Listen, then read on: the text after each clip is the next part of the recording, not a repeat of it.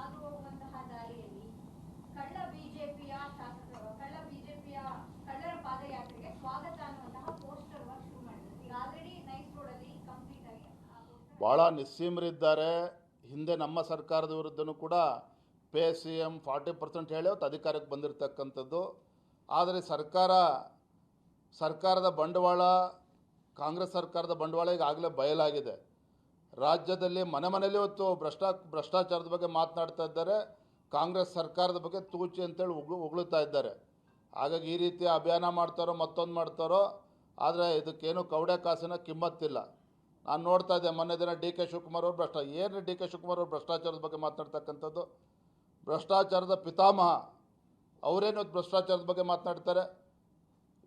ಇವತ್ತು ಉತ್ತರ ಕೊಡಬೇಕಾಗಿರ್ತಕ್ಕಂಥದ್ದು ಸಿದ್ದರಾಮಯ್ಯನವರು ಉತ್ತರ ಕೊಡಬೇಕಾಗಿದೆ, DK ಶಿವಕುಮಾರ್ ಕೂಡ ಉತ್ತರ ಕೊಡಬೇಕಾಗಿದೆ. ಹಾಗಾಗಿ ಇವತ್ತೇನು ಸಿದ್ದರಾಮಯ್ಯನವರು ಮತ್ತು DK ಶಿವಕುಮಾರ್ ಅವರು ಮತ್ತು ಕಾಂಗ್ರೆಸ್ ಸಚಿವರು ಎಲ್ಲರ ನಡವಳಿಕೆಯನ್ನು ಗಮನಿಸ್ತಾ ಇದ್ದೇವೆ, ಹೇಳಿಕೆಗಳನ್ನು ಗಮನಿಸ್ತಾ ಇದ್ದೇವೆ. ಇವತ್ತು ಜನ ನಿಮ್ಮ ಸರ್ಕಾರ ಇವತ್ತು ರಾಜ್ಯದ ಜನರಿಗೆ ಇವತ್ತು ಶಾಪ್ ಆಗಿ ಪರಿವರ್ತನೆ ಆಗಿರ್ತಕ್ಕಂಥದ್ದು. ಜನ ಶಾಪ ಆಗ್ತಾಯಿದೆ ನಿಮ್ಮ ಸರ್ಕಾರದ ಬಗ್ಗೆ. ಅಭಿವೃದ್ಧಿ ಬಗ್ಗೆ ಈಗ ಮಾತನಾಡ್ತಕ್ಕಂಥದ್ದನ್ನ ಅರ್ಥನೇ ಇಲ್ಲ ಬಿಡಿ. ಅಭಿವೃದ್ಧಿ ಬಗ್ಗೆ ಅವರು ಮಾತನಾಡೋದಿಲ್ಲ, ₹1 ಬಿಡುಗ ಒಂದು ರೂಪಾಯಿ ದುಡ್ಡನ್ನು ಕೂಡ ಕೊಡ್ತಾ ಇಲ್ಲ.